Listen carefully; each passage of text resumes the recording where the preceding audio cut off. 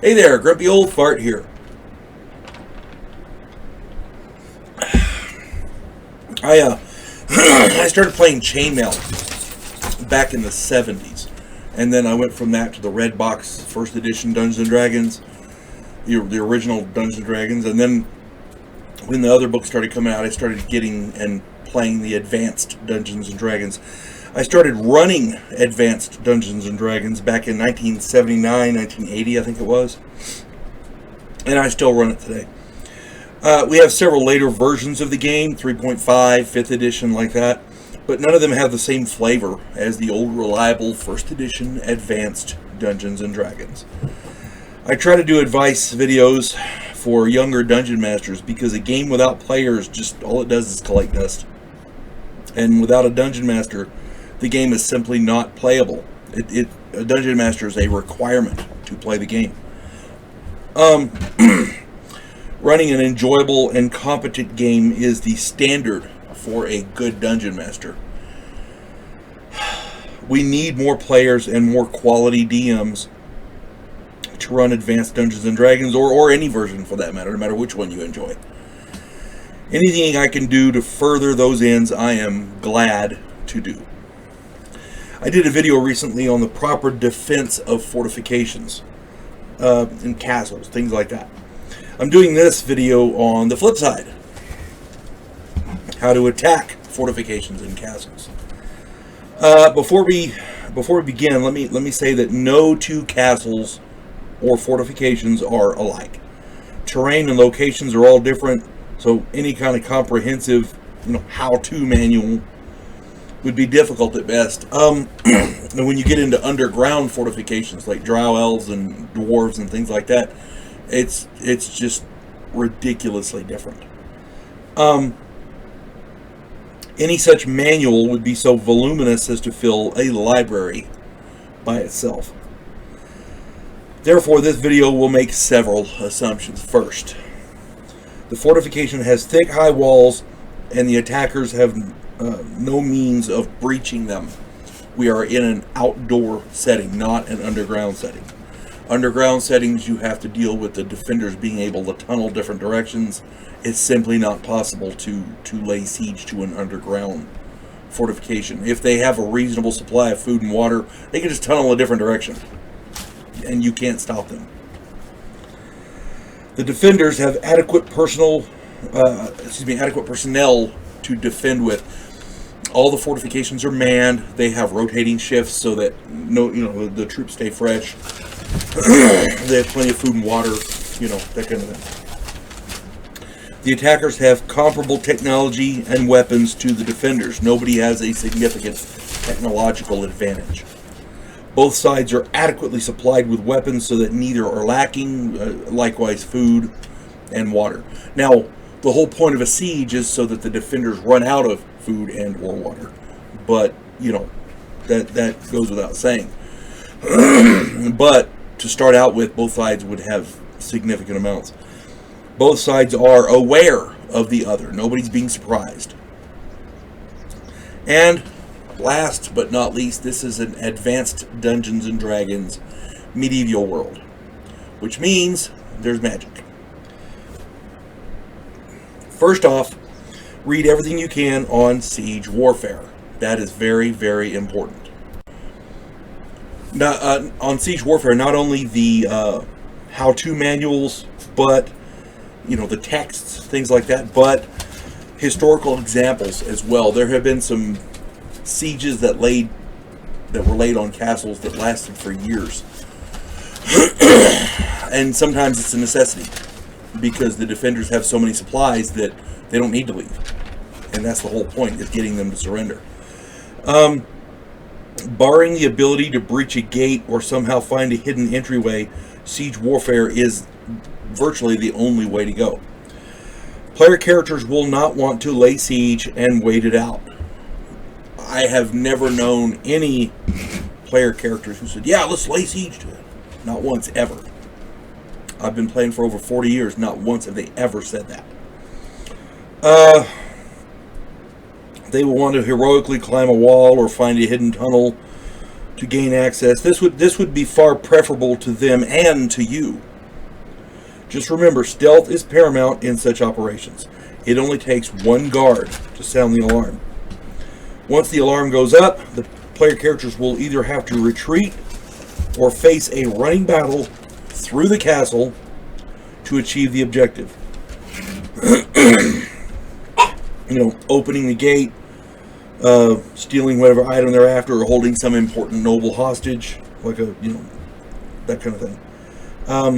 Whatever the objective is, a group of 8 player characters versus an entire castle is not good odds. At least not for the player characters. You give me, as a dungeon master, you give me 1,000 bad guys, I'm going to roll a buttload of crits. And crits hurt. I don't care who you are. If it comes down to siege warfare, all of the standard considerations apply. But there are a few new things to worry about in an advanced Dungeons & Dragons world. Any medieval fantasy setting. Where there's magic, you got a whole gamut of other things to do. And there's 1,000 different things that a wizard can do. I'm going to concentrate on the main one, in my opinion. Wizards can teleport in and out. Magical gateways can seriously undermine the effectiveness of any siege. Remember, the purpose of a siege is to prevent supplies from getting in and important people from getting out. Wizards can toss that plan in the garbage quick.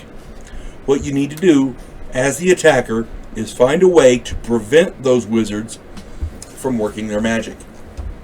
If you lay siege and you're going after an item, the wizard can take that item and teleport to a whole different location and you have no idea where it is.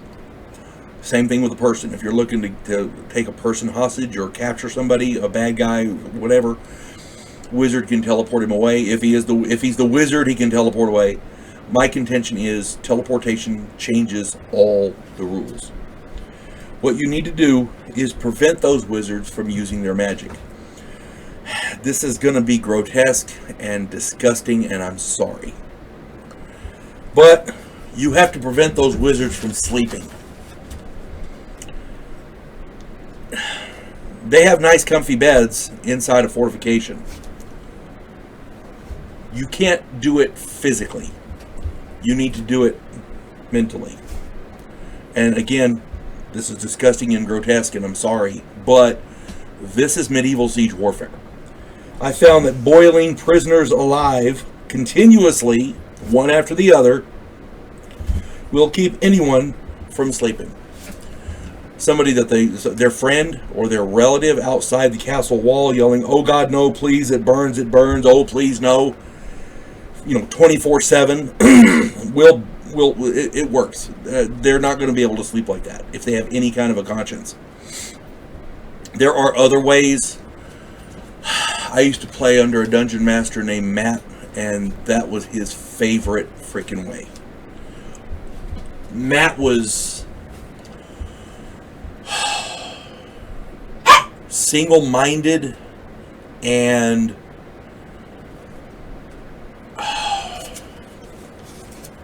I don't know what the word is, down to earth, basic.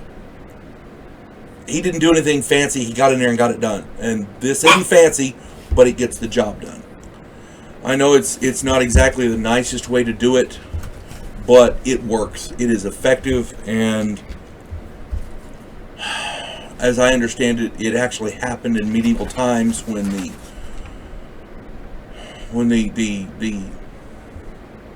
objective was to capture somebody, a noble or whatever, capturing his favorite cousin or his son or whatever, and boiling them alive outside the city walls tends to make them give up. It keeps wizards from sleeping too. That's all I'm saying. Again, not the nicest thing in the world, and if you can think of other ways, put them in the comments. I'm sure there's other ways. This is just the way that Matt used to do it to us all the time.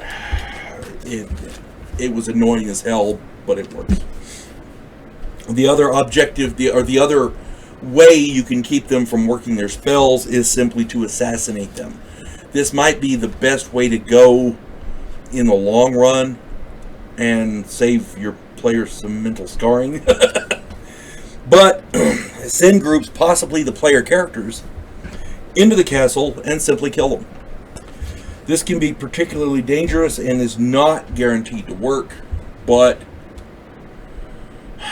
it keeps them from teleporting people out and supplies in. Remember, gross but effective. If the attackers fail in preventing the defending wizards from casting, it's not likely that a siege will work. It's just not happening.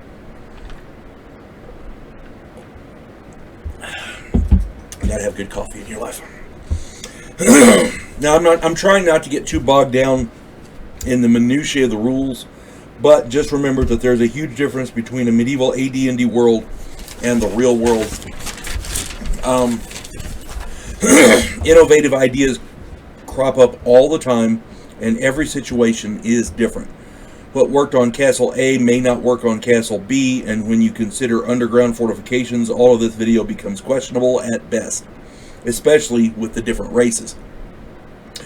Drow elves will defend their cities far differently than dwarves or gnomes will.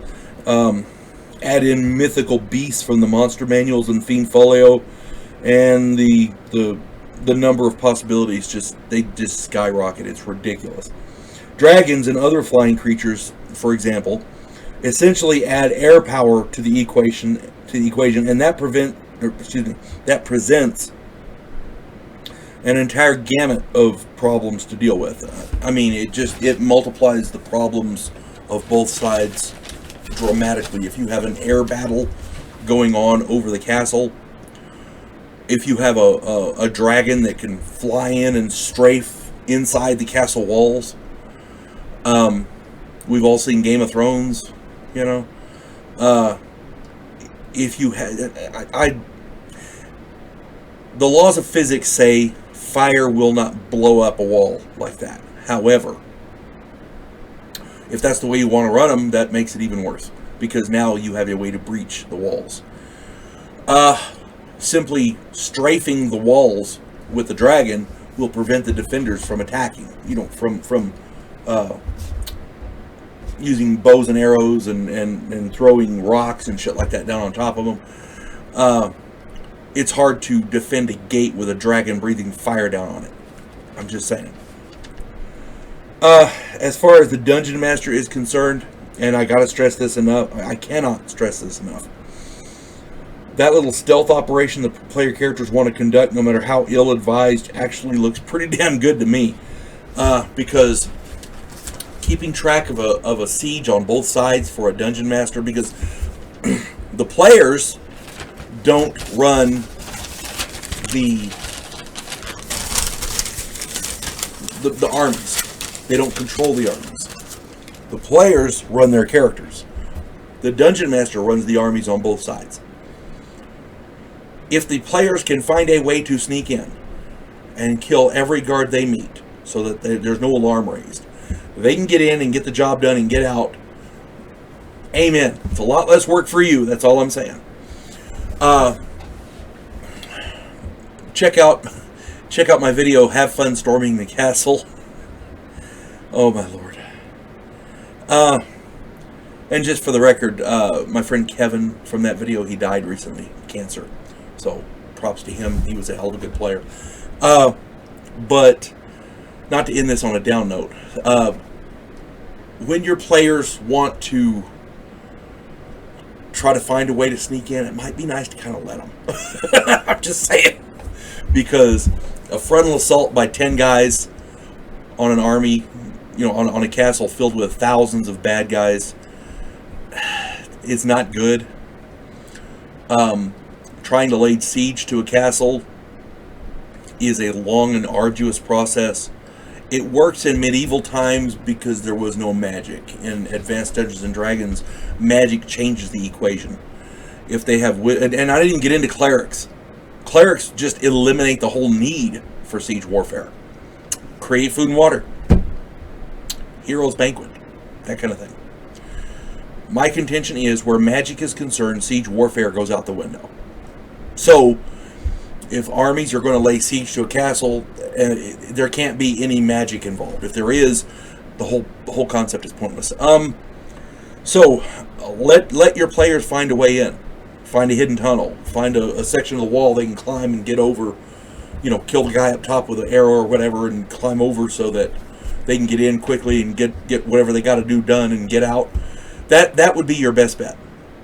Because if both sides are thinking it's going to be a siege warfare type thing, and the defenders have clerics and wizards, it ain't happening. That you're going to be there forever. Your campaign will end on that siege. Just saying. Hope this finds everybody well. You folks have a good day. God bless one and all.